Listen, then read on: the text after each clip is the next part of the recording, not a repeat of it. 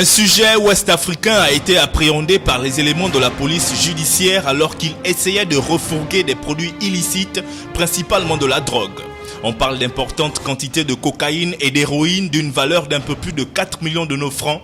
Chose étrange, c'est tout souriant que l'indélicat a reconnu les faits qui lui sont reprochés au micro des nouvellistes de la commune de Port-Gentil. Je reconnais que la PJ m'a pris avec de la drogue. Ça vient du Bénin. Comme je ne consomme pas, je ne sais pas que ça devait me rapporter 4 millions.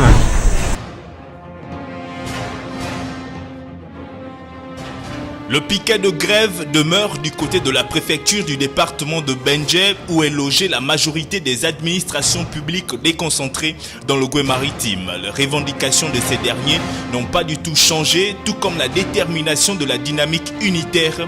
La réelle prise en compte de l'augmentation du point d'indice et du SMIC restent les principaux points d'ancrage de cette montée au créneau de l'ensemble des syndicats de l'administration publique. Aujourd'hui, ces derniers exigent le ralliement de la main-d'œuvre non permanente.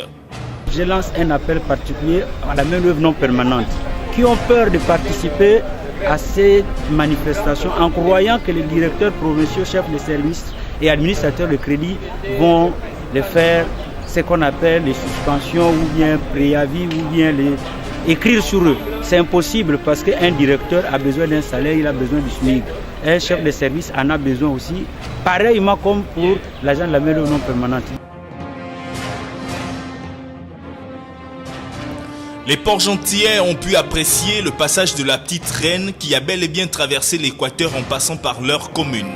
En effet, comme l'édition précédente, les habitants de la ville du Sable ont su donner de l'envergure à la 10e édition de la tropicale Amissa Bongo. Au bout de 2 étapes dont une nocturne, aucune surprise donc pour l'équipe des Émirats Arabes Unis, Skydive Dubaï qui voit son coureur tunisien Rafash Tiwi se tailler la part du lion.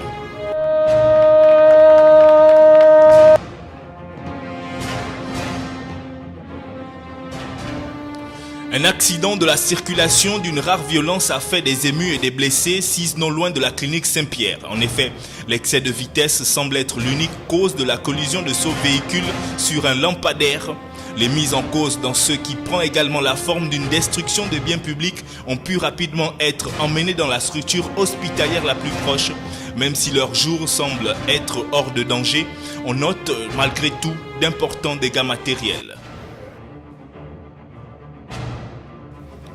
Au quartier Canal Évasion, c'est un poteau électrique qui sème la panique. En effet, chaque jour un peu plus, ce dernier semble s'incliner et petit à petit vers la chaussée. Des fils de courant traînent également à même le sol, créant ainsi un haut risque d'électrocution si jamais ils sont alimentés. Les populations n'ont que leurs yeux pour subir cette situation. Exactement, mais ça fait presque 3 à 4 ou minimum 5 jours déjà que le poteau il est dans cet état-là.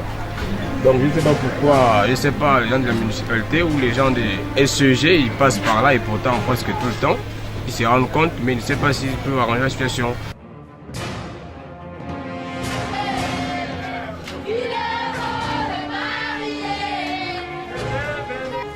Vous êtes le jeune couple. La célébration du mariage civil du couple le plus âgé a fait l'unanimité ce week-end du côté de la mairie du 3e arrondissement. Marcelin Coma, âgé de près de 86 ans, a ainsi pu sceller sa longue union avec Célestine Pemba, âgée, elle, de 75 ans. Une initiative qui jouit du doigté de l'association pour le bien-être des personnes âgées, en abrégé ABEPA. Ça fait un grand plaisir de voir mon père et ma maman s'unir aujourd'hui parce qu'il est vraiment difficile vraiment d'arriver à cet âge-là et accepter de se unir vraiment. Le développement de tous ces titres dans notre principale édition d'information est toujours sur les programmes de la radio-télévision Canal Delta.